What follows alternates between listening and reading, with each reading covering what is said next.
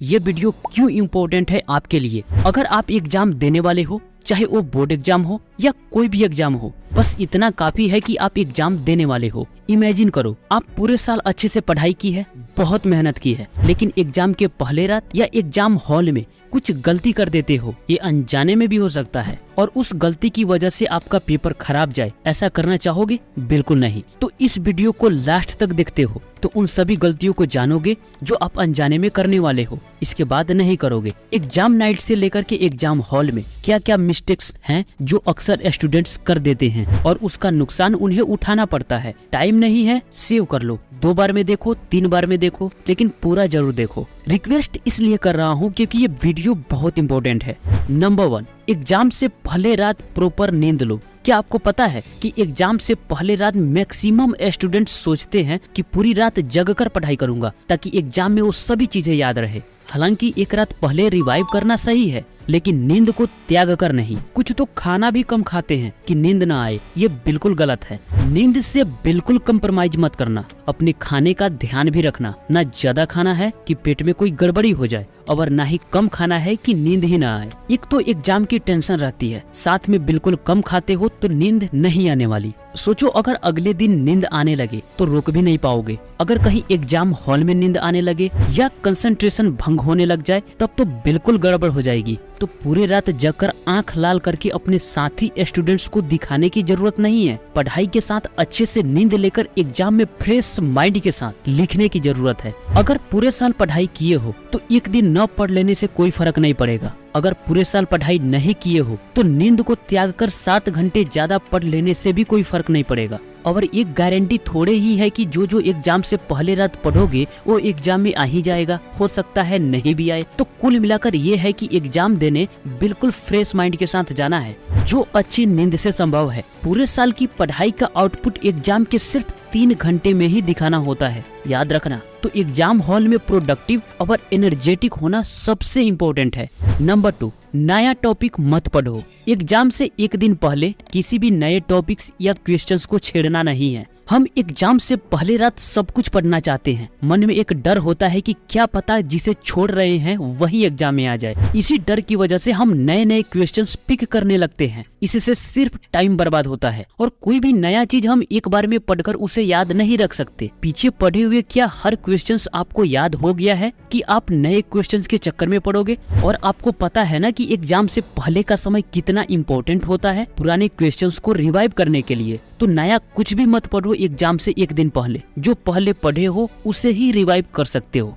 Number 3, जो नहीं जानते उससे परेशान मत हो। एग्जाम के दिन न इस बात को याद रखो कि अपनी पूरी योग्यता और क्षमता के अकॉर्डिंग तैयारी करने के बावजूद भी कुछ न कुछ कमियां रही जाती है। और ये सिर्फ आपके साथ नहीं, सभी स्टूडेंट्स के साथ होता है। कोई भी अपनी तैयारी से पूरी तरह संतुष्ट नहीं होता। इसलिए जो आपको नहीं आता उसके बारे में सोच कर परेशान होने की जरूरत नहीं है। इससे परेशानी कम नहीं होगी और बढ़ेगी। 10 दिन पहले परेशान हो जाते तो कुछ कर भी लेते। एग्जाम के दिन परेशान होने से क्या फायदा, कुछ कर भी नहीं पाओगे। इसलिए जो आता है उसके बारे में सोचकर खुश होने की जरूरत है कि उसी में से जो क्वेश्चंस आएगा उसे अच्छे से लिख कर आऊंगा। नंबर 4, पॉजिटिव थिंकिंग रखो। पूरी उत्साह के साथ जाओ एग्जाम देने, क्योंकि जैसा हम सोचते हैं वैसा ही हमारा माइंड और बॉडी रिएक्ट करता है। मान लो एग्जाम देने से पहले ये सोचते हो कि यार मुझे बहुत कुछ याद नहीं है, कैसे एग्जाम में लिखूंगा, पास हो पाऊंगा या नहीं, अच्छे मार्क्स ला पाऊंगा या नहीं। कई बार हम प्रेशर में आकर नेगेटिव सोचने लगते हैं। ये एक अंदर की भावना होती है जिसे रोकना मुश्किल हो जाता है। लेकिन ऐसा सोचने से प्रॉब्लम सॉल्व होगी नहीं, बदले में और प्रॉब्लम कई गुना ज्यादा बढ़ जाएगी। इसी डाउट में जो क्वेश्चंस याद भी है उसे भी भूलने लगोगे। लेकिन अगर वही ये सोचते हो कि जो याद है उसे अच्छे से लिख कर आऊंगा, कॉपी को पूरा फिल करके आऊंगा, आज मेरा एग्जाम बहुत अच्छा जाएगा, उस दिन जितना खुद को मोटिवेट रखोगे उतना ही एग्जाम के लिए बेहतर है। सबसे ज्यादा कॉन्फिडेंस एग्जाम के दिन ही चाहिए होता है।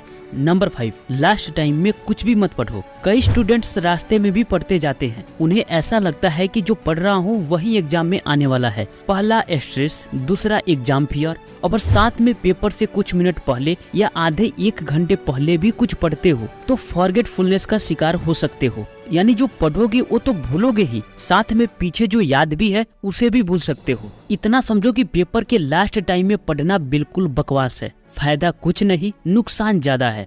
नंबर 6, अपने सभी इंपॉर्टेंट मटेरियल्स को भूलो मत। आपके एग्जाम के लिए जितने भी इंपॉर्टेंट मटेरियल्स हैं जैसे pen, pencil, eraser, sharpener, scale, जितने भी जियोमेट्री टूल्स हैं, जिस पेपर के लिए जो आवश्यक है, और सबसे इम्पोर्टेंट एडमिट कार्ड, इन सभी चीजों को लास्ट टाइम पर मत छोड़ो, वरना लास्ट टाइम में घबराहट और बढ़ जाएगी और जब कोई सामान नहीं मिलेगी तो ज्यादा बेचैन हो जाओगे। तो इसलिए सब कुछ पहले ही अरेंज करके रखो ताकि लास्ट टाइम में कुछ ढूंढना ना पड़े। और बोर्ड एग्जाम वाले स्टूडेंट्स अपने एडमिट कार्ड पर दिए गए सभी इंस्ट्रक्शन को अच्छे से पढ़ लेना ताकि एग्जाम का गाइडलाइन आपको पता रहे कि एग्जाम हॉल में किन किन बातों का पालन करना है।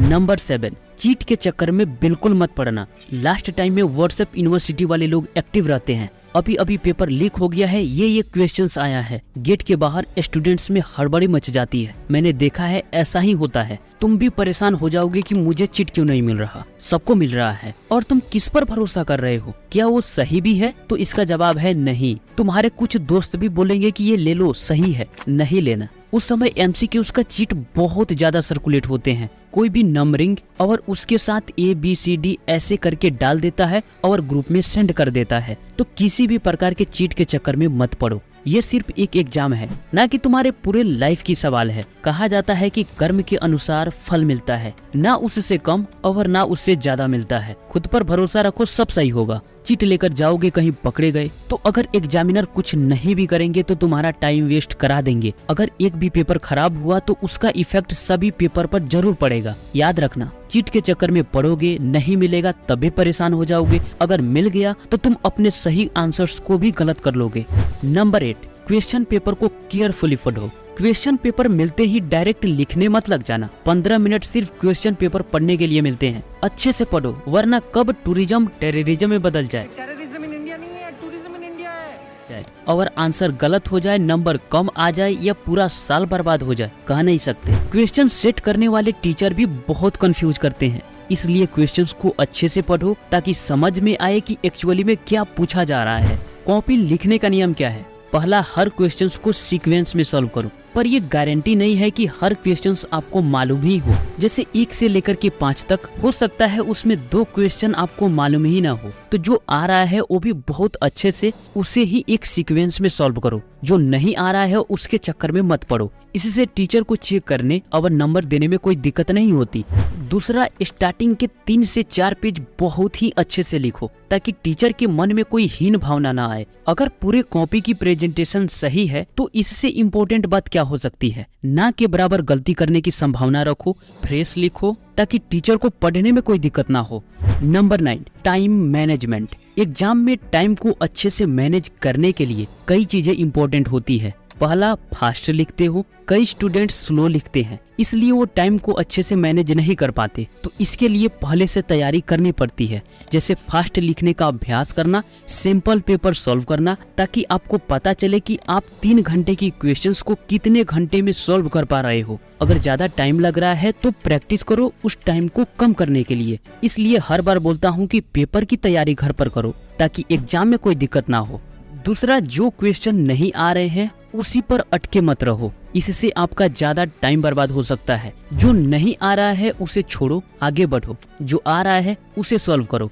Number 10, recheck answer sheet. आप अपनी आंसर शीट जमा करने से पहले अच्छे से चेक करो, जल्दबाजी मत करो। लास्ट के 15 मिनट बचाओ सिर्फ आंसर शीट चेक करने के लिए। क्यों जरूरी है? पहला, क्वेश्चन नंबर छूट सकता है। दूसरा, आंसर में कुछ अंक छूट सकता है। मैथ में ऐसा हो सकता है, या यूनिट्स देना भूल सकते हो, मीटर, सेकंड या सेंटीमीटर। तीसरा, कुछ गलत भी लिखे हो तो उसे सुधार सकते हो। तो कोई भी गलती अगर हुई रहेगी तो आप रीचेक करने में उसे सुधार सकते हो। तो ये 10 मिस्टेक्स हैं जो अक्सर स्टूडेंट्स एग्जाम से पहले या एग्जाम हॉल में कर देते हैं। तो इन गलतियों को करने से आप बच सकते हो। कैसा लगा वीडियो कमेंट बॉक्स में जरूर बताना। मिलते हैं आपसे फिर अगले वीडियो में, तब तक के लिए आपका धन्यवाद।